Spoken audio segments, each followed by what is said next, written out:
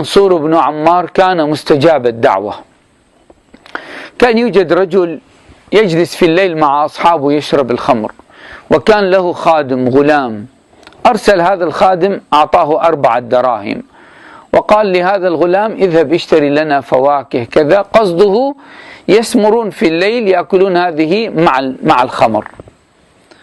مر هذا الغلام بمجلس سيدنا منصور، ووجد سيدنا منصور يعظ، ومنصور هذا عندما يعظ يأخذ القلوب كما قلنا، فاستمع إليه. جاءه فقير إلى سيدنا منصور وطلب منه صدقة، ما عنده ويعظ الناس لكن فقير. فقال سيدنا منصور بن عمار: من يعطي هذا الفقير 4 دراهم وأدعو له ب4 دعوات؟ هذا الغلام شايل 4 دراهم، تحرك قلبه وإيمانه، أعطى 4 دراهم لهذا الفقير. قال: الآن بماذا أدعو لك؟ قال: تدعو لي بأن أنا عبد لسيدي، تدعو بأن يعتقني سيدي أصير حر. قال: هذه الأولى. هات الثانية. قالوا: بأن الله يرزقني 4 دراهم بدل هذه 4 التي أعطيتها لهذا الفقير. قالوا: هذه الثانية. هات الثالثة. قال: دعا له بالأولى وبالثانية. قال: هات الثالثة. قال: الثالثة بأن يتوب الله على سيدي، يرزق التوبة، يتوب الله على سيدي ويتوب علي. فدعا له بالتوبة. قال: هات الرابعة. قال: بأن يغفر الله لسيدي ولي ولك وللقوم.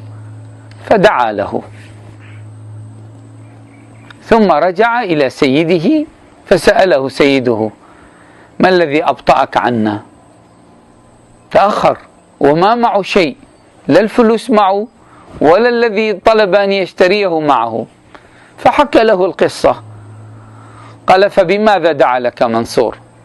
قال: دعا الدعوة الأولى بأن يعتقني. قال: أنت حر. والثانية قال: بأن يعوضني الله 4 دراهم. قال: ولك من مالي 4000 درهم.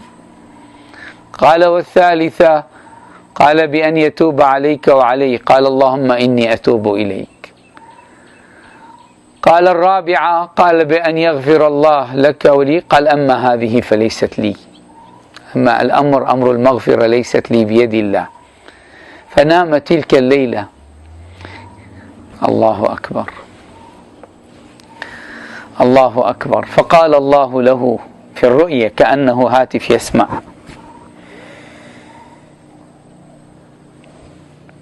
فعلت الذي عليك، الأولى والثانية والثالثة، أفلا أفعل الذي علي؟ فقد غفرت لك وللغلام ولمنصور وللقوم.